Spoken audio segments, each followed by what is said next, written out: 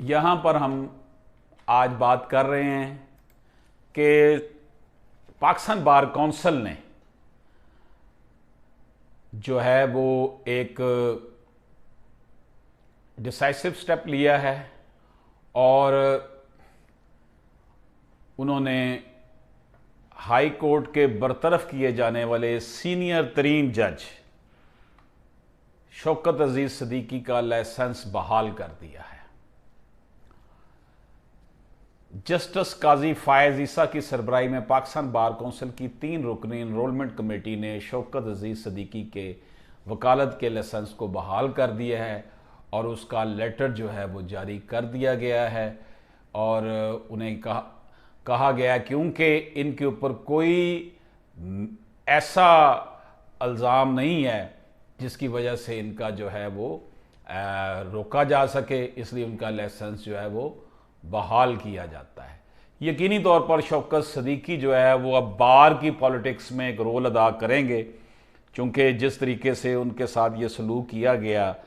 اداروں کے خلاف بولنے کے حوالے سے یا جو بھی اہم صورتحال ہے، میں بینگ اے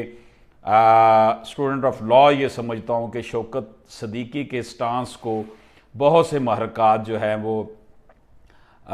اس کے سٹانس کو سٹرینتھن کرتے ہیں، جس میں ہمارے اعلیٰ عدلیہ کے ججز تک یہ کہہ چکے ہیں کہ بھٹو کے کیس میں بھی ہمارے اوپر پریشر تھا۔ مشرف کہہ رہا ہے جی مجھے باہر بھیجنے کے لیے آرمی چیف جو تھا اس وقت کا، جس کا میں باس رہ چکا تھا، اس نے بھی بہت زیادہ سٹرینتھ میرے لیے جو ہے نا وہ معاملات مینج کی اور مجھے باہر بھجوایا۔ اس طرح بہت سے کیسز میں جو ہے نا بے نظیر بھٹو یہ کہتے کہتے مر گئی بیچاری کہ جناب چمک کام کر گئی، چمک کام کر گئی۔ لوگ آج بھی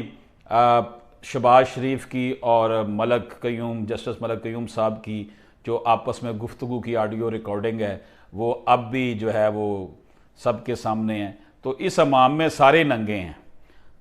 جو اپنے آپ کو بڑے پاک صاف کہتے ہیں ان کا بھی یہی کردار رہا ہے کہ جہاں ان کو موقع ملتا ہے وہ اپنے معاملات کو مینج کرواتے ہیں۔ بہرحال شوکت عزیز صدیقی صاحب کا جو یہ فیصلہ انہوں نے جو دیا کہ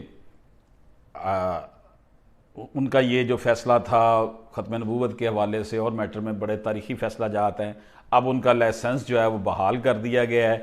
اور امید کی جا سکتی ہے کہ وہ ملک میں انصاف رول آف لاء کے لیے